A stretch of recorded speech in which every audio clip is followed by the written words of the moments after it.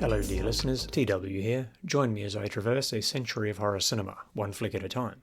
Universal horror of the 1930s and early 40s, the most iconic in history.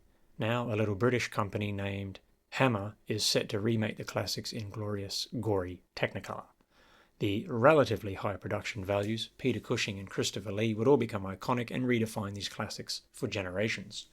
The Mummy, starring Christopher Lee as the monster and Peter Cushing as our protagonist, is actually a remake of the Universal sequels, not the original Karloff film of 1932. The film starts at a dig site in Egypt, and despite some clunky exposition, the plot is set in motion quickly.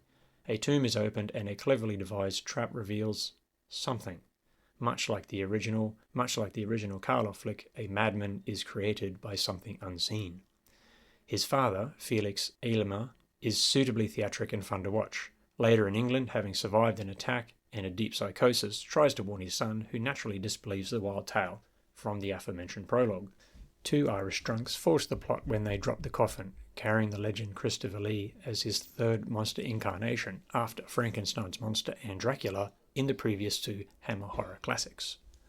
Our Egyptian antagonist George Pastel, an actor from Cyprus, summons Saruman himself from the bottom of the bog, and some 25 minutes into the sub-90-minute runtime, the titular monster emerges. Unlike Karloff's tortured and layered man, this monster is that of the Universal sequels. Blunt instrument with little agency. Lee is given little to explore in the character, but he cements his name as a powerful physical presence and a tangible threat. He is not lumbering like Chaney's Mummy, but fast-paced and strong. The Mummy strikes 4 times, conveniently extending the plot. The penultimate is the most exciting and lets Lee add what nuance he can to his creature.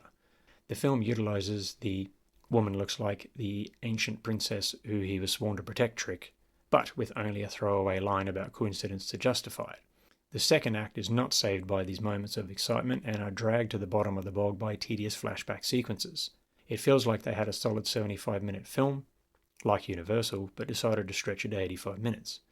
The best parts of the film that redeem the picture are those when Lee and Cushing can show their physical mastery. Their stunts drive the action and they don't hold back. Additionally, the best type of scene is Detective Columbo style, when the two opponents meet, both know the other is an opponent, neither lets on, and a dance of wits ensues. Cushing and Pastel deliver here, also just prior to the finale. The finale in a filthy and tangible swamp is fun, and is more than the equal of Universal's shadowy and foggy forests. Terence, director of many of the most famous Hammer horror pictures, directs the action well and knows how to take advantage of Lee's towering presence. No low shots required. However, the rest of the film is largely flat and dull, despite the decent sets and punchy Technicolor. Critical response at the time was mixed, and the box office was not as good as the previous 2 films, but certainly did more than pay the bills. While not the best of the Hammer horror films, The Mummy 1959 is rightly respected as a stunning return of the classic monsters and a must-watch for fans of the genre. Enjoy.